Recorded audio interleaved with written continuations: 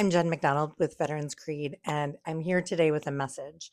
If you have been living with ringing in your ears since military service, please do not scroll past this video because this could be one of the most important conversations that we have all year.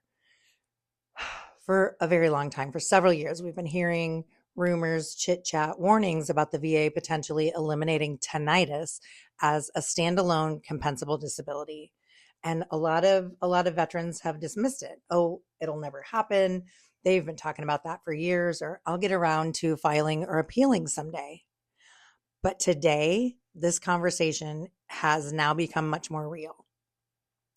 So Congress is considering the Take Care of America's Veterans Act, and it's a legislative package that includes a lot of positive provisions for veterans.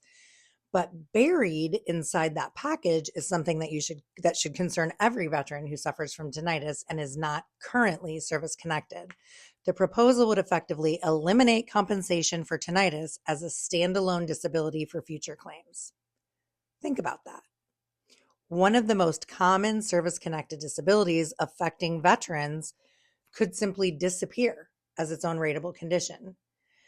And that's not because tinnitus suddenly isn't real, and it's not because military exposure disappeared, and it's not because veterans stopped suffering, but because the rules would change. Okay, now let me make something crystal clear. If you are already service-connected for tinnitus, this message really is not for you. Veterans who already have an established service-connected tinnitus rating are likely not expected to lose that rating simply because of future regulations changes. The veteran who stands to lose the most, or veterans who stand to lose the most, are the ones who have tinnitus today, but never filed or appealed a denial. The veteran who says, yep, I've had ringing in my ears since Iraq or since Afghanistan or since the Gulf War. I worked on the flight line. I was artillery. I was infantry. I spent years around helicopters, tanks, generators, heavy equipment, demolitions, or obviously machine guns. But I never got around to filing or appealing. These are the veterans that I'm worried about. Because if this proposal becomes law or similar regulatory changes are finalized, the opportunity available today may no longer exist tomorrow. And it's not just about a 10% rating. For a lot of veterans, tinnitus has historically been the first successful service-connected condition. It's been the first acknowledgement that military service caused lasting injury. For some veterans, it's become an important part of understanding other disabilities that may be associated with or aggravated by their tinnitus. You take that opportunity away, you don't just remove one disability. You're potentially removing an important pathway that's helped thousands of veterans to build a more complete picture of their service-connected disabilities. And that's why VSOs across the country are raising concerns. This is not political, and this is not fear-mongering. This is awareness. Because once the rules change, they change. One of the things that makes tinnitus unique with regard to VA claims is that it's largely subjective.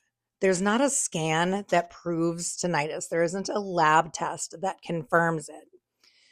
A veteran's own report of symptoms and onset has historically been the most important part of the evidence that is considered in a tinnitus claim.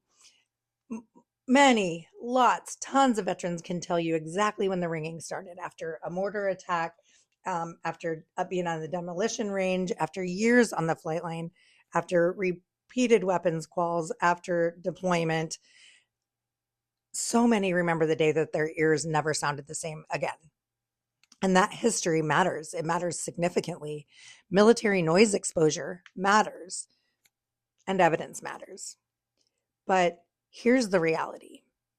None of it matters if you wait until the opportunity is gone. There are never guarantees within the VA claims process. Not every veteran qualifies, and not every claim is granted. Every claim stands on its own evidence, merit. But I can tell you this, if you never learn your options, if you never take the opportunity to educate yourself, if you never get into the ring or get back into the ring, you do guarantee yourself one outcome, and that is that nothing changes. If you've been putting this off, stop waiting. Just stop waiting. Become educated. Okay. Understand how tinnitus is evaluated today. Understand what evidence is considered. And evidence can be developed just through potentially even a personal statement. Understand what changes might be coming and then make an informed decision while that decision is still yours to make. But most importantly, share this video, because there are tens of thousands of veterans walking around today with ringing in their ears who have absolutely no idea that this opportunity may not exist much longer. Don't let your fellow veterans find out after the rules change. By then, it just may be too late. Thank you for joining me, and I will see you at my next video.